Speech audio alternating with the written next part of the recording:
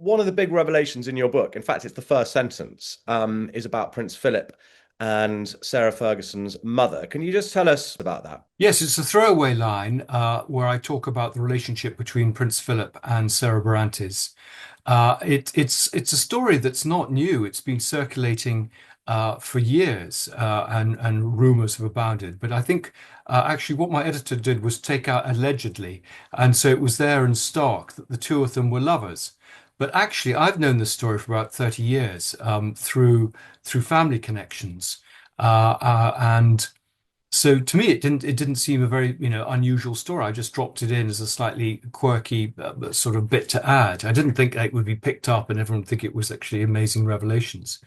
And actually, if you look at Ron Ferguson's own memoirs, he alludes to the affair. I mean, between the two of them, and we've all known, or I mean, I think Kitty Kelley wrote about Philip actually being with Susan Barrantes at the time of the Windsor Fire in November 1992. So, I mean, these stories have been circulating, but I think because it was sort of in there without allegedly in front of it, everyone felt, what is this stuff?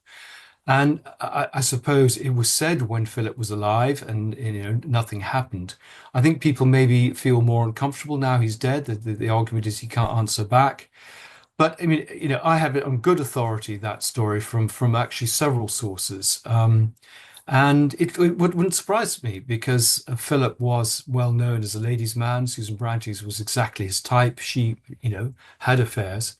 So it seemed to me actually quite an interesting little quirk, really, that here was, because it can't happen that often that a man and woman get married and find the parents have also been lovers. What does that tell us about the Queen and Prince Philip's marriage? I mean, one of the things that was reported in the last 10 years is that they basically led separate lives. Can you kind of shed any light on what their marriage was like? Yeah, I mean, I think, she was deeply in love with him. I mean, she met him when she was 13. She thought he was the one from that moment. I think he was, slightly more ambivalent. I mean, he didn't really want to become a royal. He had his career in the Navy. He also fell for her to a certain extent, and that was very much promoted by Mountbatten and King George VI. I mean, there's documentary evidence of them being pushed together. I think it was a love affair.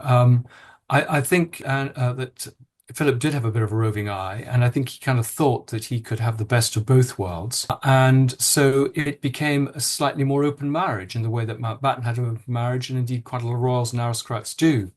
Uh, I'm more skeptical of whether she had affairs. I mean, there are, again, people whose opinions I respect suggest that she had a fling with Lord Porchester when they were off buying horses in Kentucky. But I mean, the Crown hints at this, the fact that he was, there were tensions in the marriage because of his womanizing. There have been lots of stories about the Thursday Club over the years. I think the fact that Penny Mountbatten, with whom, as you say, he had been living at Wood Farm for many years, was at one of the few mourners at the funeral, I think says it all. The relationship between the Mountbattens and the royal family has been very close. It goes back a long way. In fact, Mountbatten himself had, Philip himself had relationships with people connected to the family too, separately. So, yeah, I think these things will come out. They're hinted at. I mean, various names are thrown out. Various other sort of showbiz people from that period, Katie Boyle. And I think, this will eventually emerge. I think it'll take a few years for things to settle down. But, for example, I am in fact doing a book on Prince Philip now, and I had lunch with a friend the other day, and when he heard I was doing it, he said, "Well, my mother was a fashion model in the 60s, and she used to be invited to private parties where they would do a fashion show, and then there was an expectation that they would pair off with various men, including Prince Philip." I was talking to someone the other day who was very friendly with an artist called Felix. Topolsky. Topolsky, would lend his studio at Hungerford Bridge to Philip to entertain ladies. Now, how far it went, I don't know. I mean, she said the sofa there had seen a lot of lovemaking on it. So, presumably that was Philip as well. So I think these stories are coming out, and I mean, but the marriage, interesting one. I think the Queen, I think, accepted it. I was talking again to a friend of mine who has a country house in Yorkshire, and he had entertained Prince Philip and Penny Mountbatten one weekend, And then the following weekend, the Queen had come and she'd asked how Philip's friend was. She called her. And I think that the feeling I get was she wasn't entirely happy with it, but she accepted it, and that was the price to pay. He'd been very loyal, very supportive. I think he's a very impressive man.